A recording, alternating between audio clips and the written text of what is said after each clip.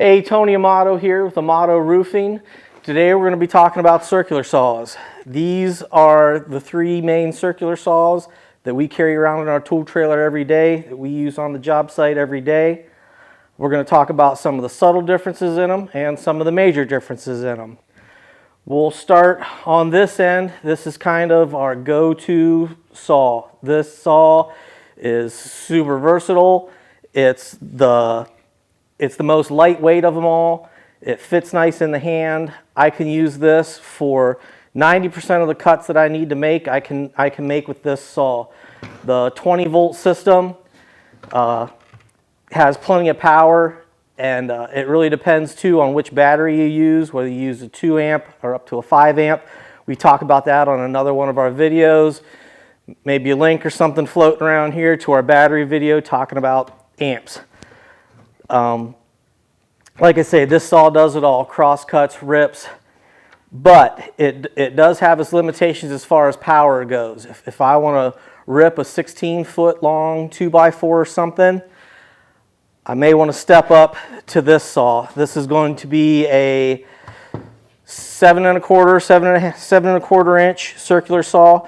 This one's actually the flex volt, so this is the 60 volt, 9 amp hour. A lot more volts, a lot more amps. It's the amp power that really matters. You get the bigger blade, you get a stronger motor. This cordless saw will rip lumber. This thing will chew through a 16-foot rip with no problem. A nice blade in there, and you could rip lumber, cross cut all day. We tend to keep this one on our cut station for all of our real nice cuts and stuff. If the guy's going to be cutting all day, running a cut station, he can run this saw. If we sneak back to this one again, this is the saw that we could throw up on the roof. We could have it up in the trusses. You could be crawling around. You know, if you're up in a lift, running something out of a lift, we'll have this one. This one, like I say, is more, you're going to be cutting at a cut station all day. This is your saw choice. It's just going to give you better cuts, more power, longer life, and a better capability of ripping lumber.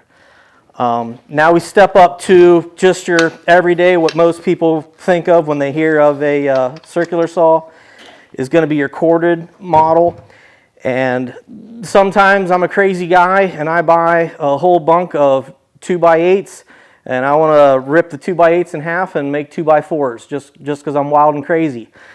And if I get wild and crazy like that, this is the saw we're going to use. If you're talking about ripping a whole bunk worth of lumber, this is what you're going to want. You're going to want an actual corded saw to really power through.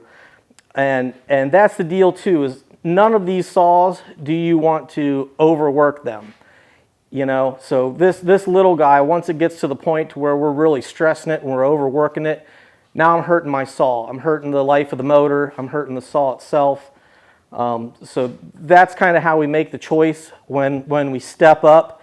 Is can the saw do it? Yeah, but should it? Probably not. So we'll step up to a heavier saw, step up to a heavier saw.